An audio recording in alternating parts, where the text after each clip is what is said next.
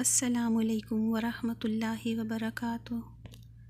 خواب اور ان کی تعبیر چینل میں ہم آپ کو خوش آمدید کہتے ہیں۔ آپ صلی اللہ علیہ وآلہ وسلم نے فرمایا، خواب نبوت کا 46واں حصہ ہے۔ نبوت کا سلسلہ تو مکمل ہو چکا ہے، لیکن مبشرات، خوشخبری دینے والے خوابوں کا سلسلہ جاری ہے۔ جب کوئی شخص خواب دیکھے تو اس کی تعبیر جاننی واجب ہے، تاکہ نیک خواب سے خوشی کا حصہ پائے اور برے خواب کے شر سے بچنے کے لیے دعا اور صدقات میں مشغول ہو جائے۔ آج ہمارے خواب کا عنوان ہے صفائی کرنا یا گھر کی صفائی کرنا۔ آپ صلی اللہ علیہ وآلہ وسلم نے فرمایا، صفائی نصف ایمان ہے۔ صاف رہنے سے یا صفائی کرنے سے انسان پاک صاف رہتا ہے، اس کی روح معطر رہتی ہے۔ نفس کے پاک ہونے سے انسان شعوری اور لاشعوری طور پر گناہوں سے بچنے کی کوشش کرتا ہے۔ اللہ تعالیٰ کو مومن کی یہی کوشش پسند ہے، لہٰذا خواب میں صفائی دیکھنا مومن کی اسی کوشش کا حصہ ہے جو اپنے نفس کی پاکیزگی کو قائم دائم رکھنے کے لیے وہ کرتا ہے۔ خواب میں صفائی کرنا گناہوں سے بچنے، دین اور دنیا کے کاموں میں فائدہ حاصل ہونے، عزت مرتبہ بڑھنے اور نیک اور ایماندار ہونے کی دلیل ہے۔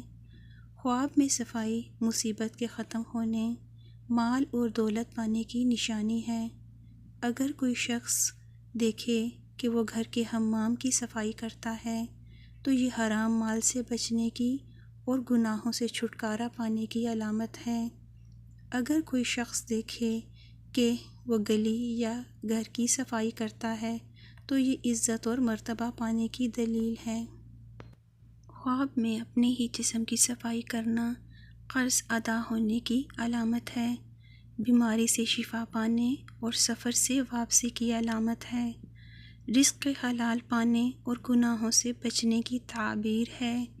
خواب میں اگر کوئی شخص اپنی دکان کی صفائی کرتا ہے تو یہ اس کے کاروبار میں ترقی اور راحت پانے کی علامت ہے۔ اگر کوئی شخص دیکھے کہ اس نے مسجد کی صفائی کی ہے تو یہ عزت اور وقار اور مرتبہ بلند ہونے، گناہوں سے چھٹکارا پانے کی علامت ہے۔ اللہ تعالیٰ کی ذات ہی ہر چیز کا علم رکھنے والی ہے، ہم انسان صرف قیاس کر سکتے ہیں۔ یہاں ایک بات کا ذکر کرنا بہت ضروری ہے کہ خواب کی تعبیر میں وقت کی بہت اہمیت ہے۔